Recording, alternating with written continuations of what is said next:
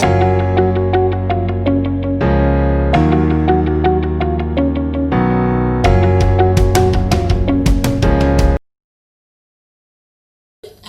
I'd welcome our first speaker for today. Our first speaker for today is Rotarian Urmila Prabhu. She is the founder and director of Stories Gold LLP. And she would be speaking on storytelling and power of women. Just to tell you a bit about her, she is the master trainer for Arc Skill Company, the first Indian storyteller to conduct a workshop in the schools of Finland, an AM Literacy Chair of Rotary, Mumbai District. She was with the Parasar Asha as a teacher facilitator, heading partnership and program department for 4 years. She has planned and designed and executed bi-monthly magazine, Oscular Times, right from the scratch, and has turned it into a success for 3 years, from 2010 to 2013. She is a guest teacher at Arkway School, Stewart, England, during the year-end vacation for 13 years. She's invited to speak at the British Council to address at various venues to the teachers on sustainability of school linking program, appointed as a judge by the Department of Education, Maharashtra, for elocution competition to students on the ward level. She's been invited by international organizations, Initiative of Change, to deliberate as a member of think tank on education at national level at Asia Plateau, Panchgani. So I'm sure she would need a warm and a loud applause while I welcome and invite her here to the podium to speak to all of you. For your opening remarks, ma'am. Thank you very much. And I really feel special because, throughout my childhood, before Prabhu, I was Pai. So I was always addressed, or we were always addressed as Pai Manje Paila. That is, Pai is fast. So I'm again here very honored to be one of the first speakers of the day and being an opening batsman. I have a lot of responsibility to shoulder. The first is I really want to charge this atmosphere. So I don't know, all the, is Talis here? Are really these are reserved? I mean, can anyone occupy here? The first one, because they look really empty. So please come ahead, occupy these seats. Here also, they are empty, so please come and occupy these seats. I feel you all are very far away from me. Please, these. Here also, please occupy these seats. Please.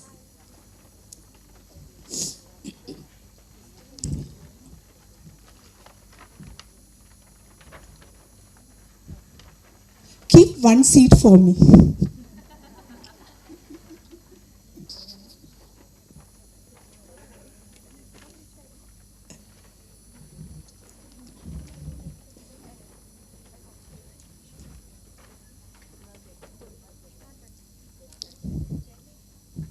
Okay.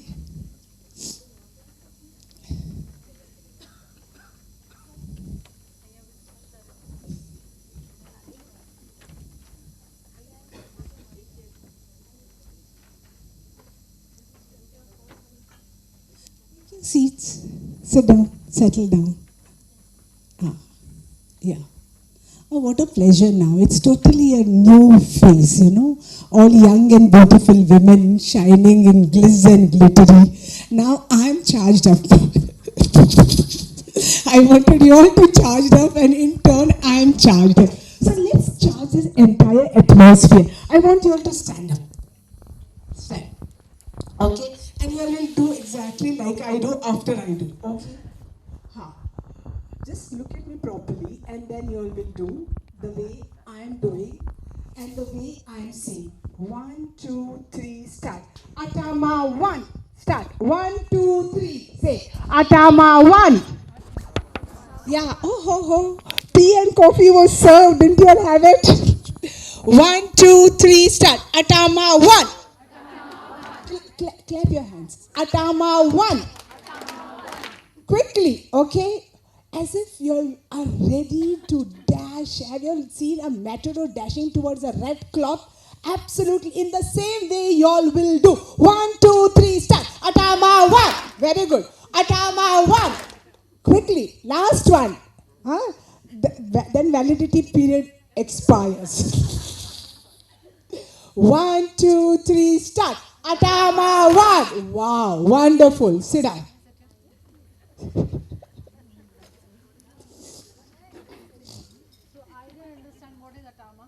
That is the punishment for the latecomer.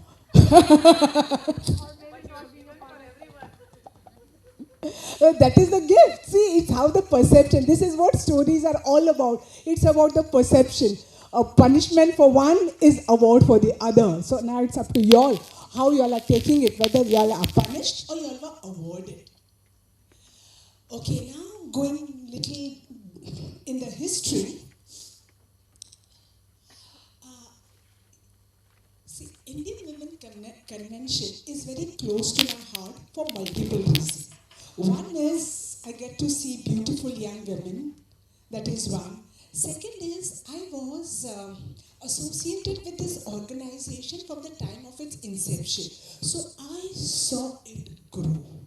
I saw it grow by leaps and bounds, one by one, tile by tile, brick by brick. So I was there right from the beginning, and I have seen Therese and his team working so hard for making this particular Indian Women Convention a special one for multiple reasons. One, it is just not a tokenism to give an award, to give recognition. They have seen to it that they have screened, and why is it echoing? Am I holding it very close or hello? Hello? I'm a free-spirited person. I don't like to stand at the podium.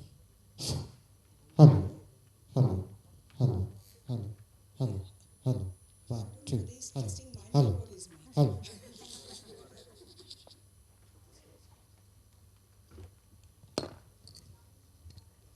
Hello? Hello?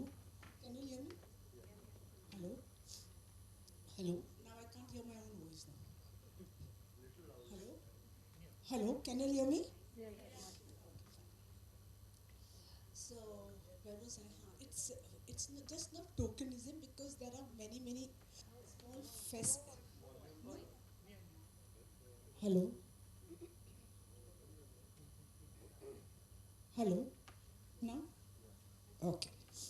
So this is the right distance, I think. Hello? I mustn't move this. This should be stationary here. Hello?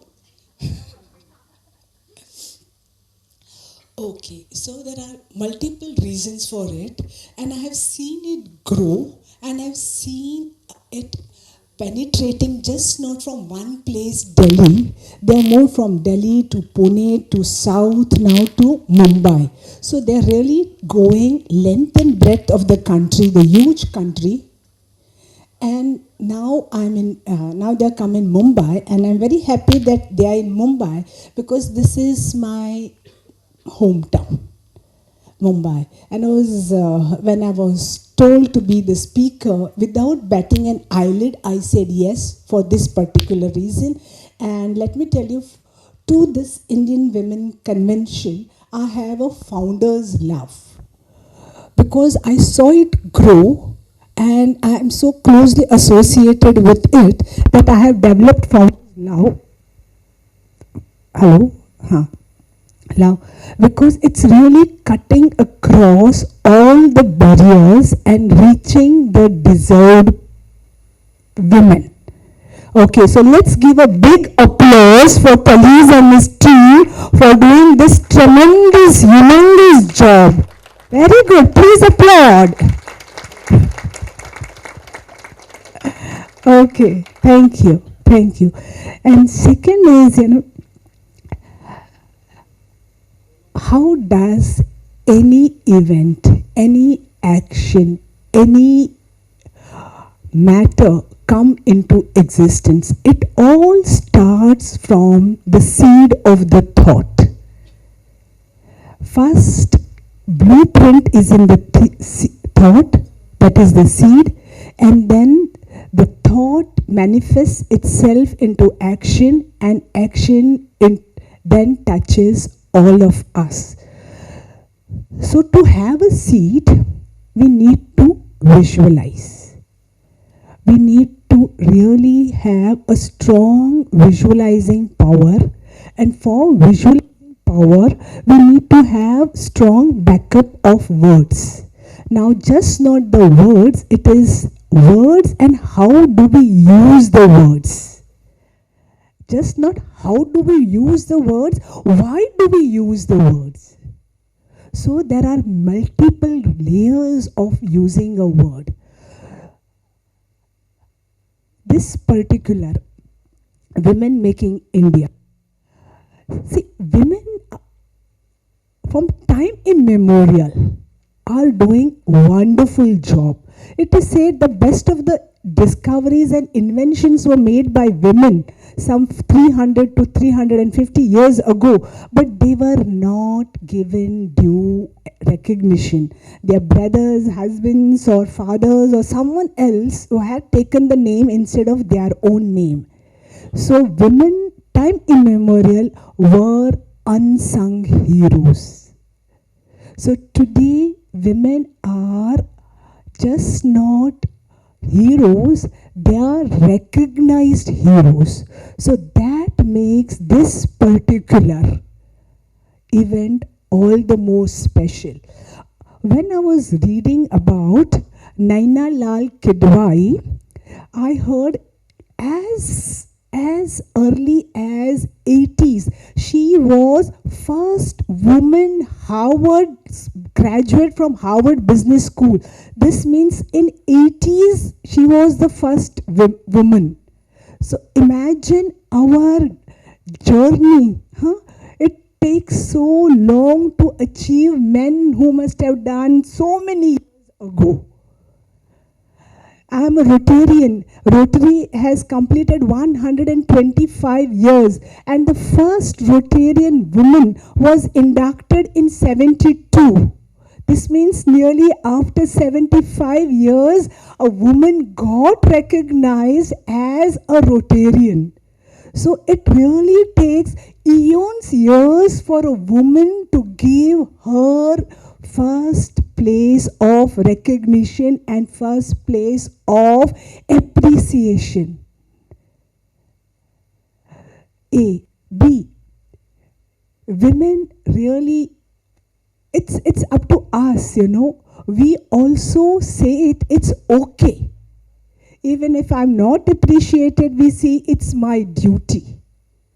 So it's also a high time for us to appreciate ourselves, saying that we are strong enough. It's okay for us to be appreciated and be applauded and be recognized in public. That is second. As a woman, we should take that particular step and be comfortable in it.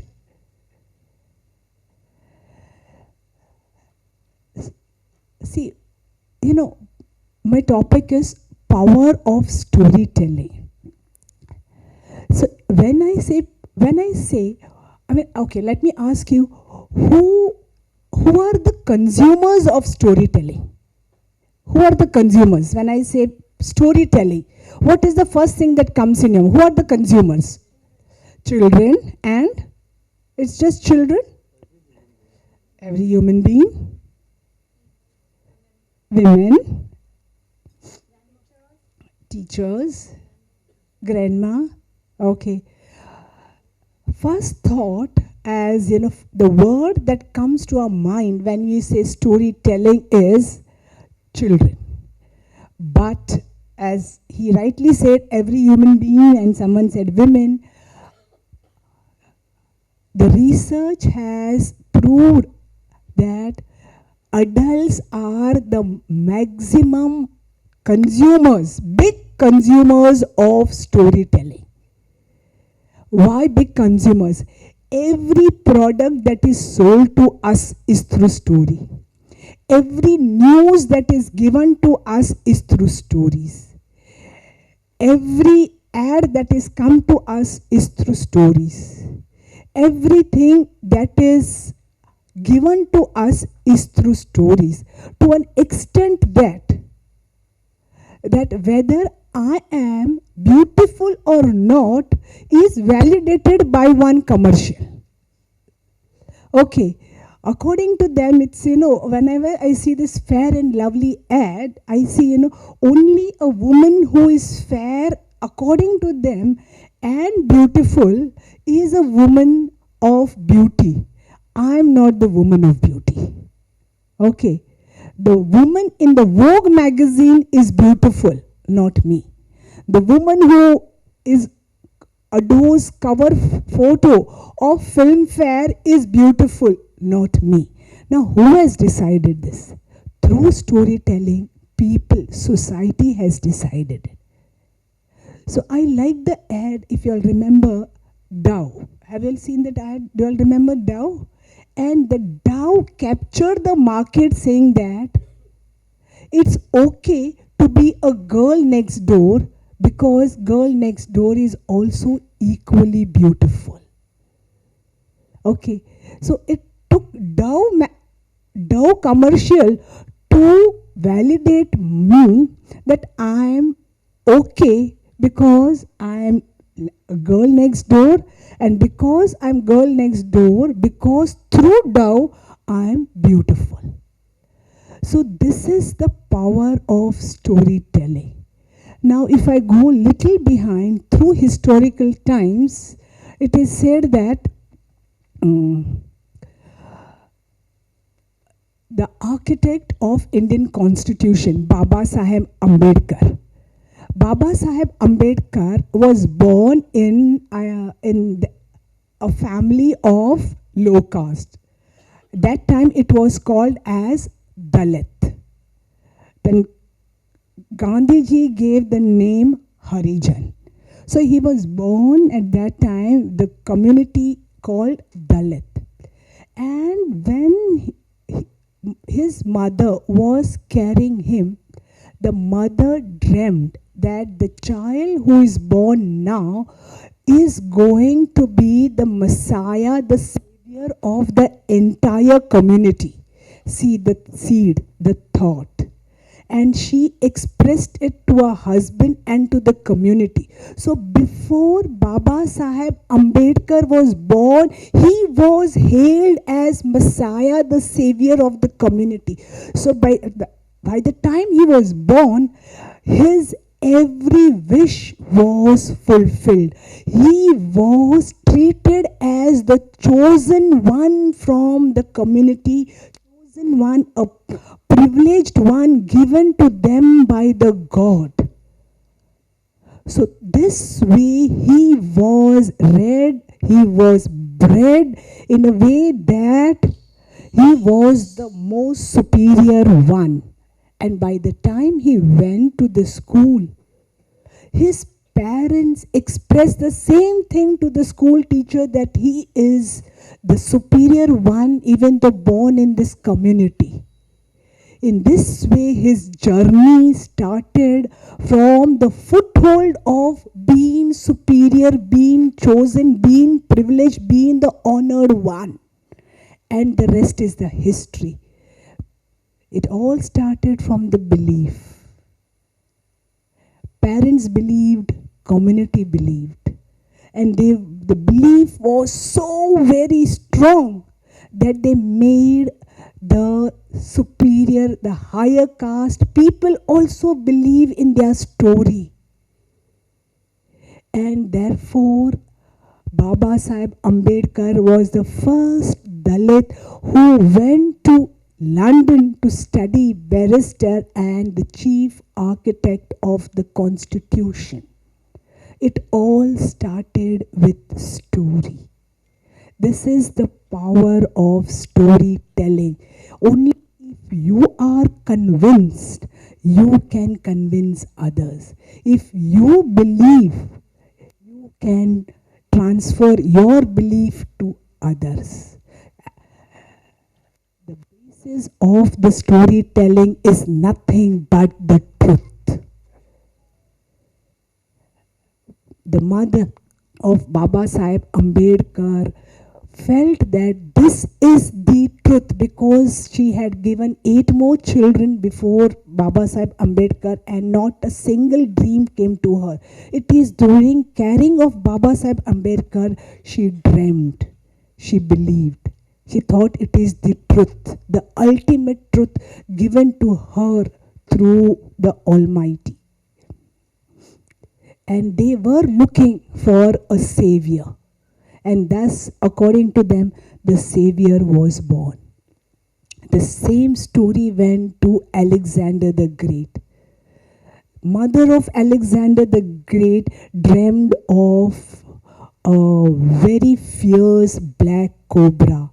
And after few days, the father dreamed of the lion. And they thought this is a fantastic composition whereby a very fierce black cobra and lion are dreamed during the period when she was carrying Alexander the Great, and they heralded that he is going to be the conqueror of the whole world. And even though Alexander the Great's father had many wives and Olympia, his mother, had many children, they heralded him as one of the person, the conqueror of the world who will fulfill the dream of going. And his mother, day and night, trained him so diligently, so meticulously, keeping day in and day out, brainwashing him that he is the one who will fulfill the entire kingdom's dream. Macedonia, a smallest country, even today is the smallest tiny part, Macedonia, and be the conqueror of the world. And lo behold, he did become Alexander the Great.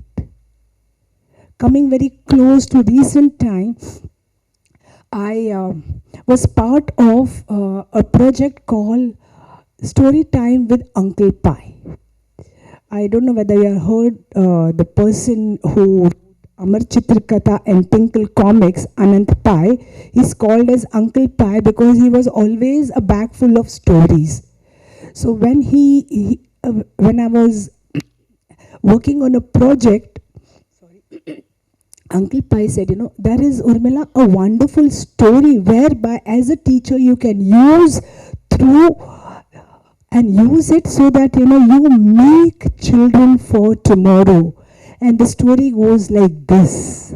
There was a young teacher in France during Jean Piaget, the person who had invented a module of intelligence, IQ. Before that, we did not have IQ test. Jean Piaget invented IQ test. He was a Frenchman. And that time, the French people were so proud of this particular module that every school, would test the children on this particular IQ, and they would write the name, the number IQ against the name of the child.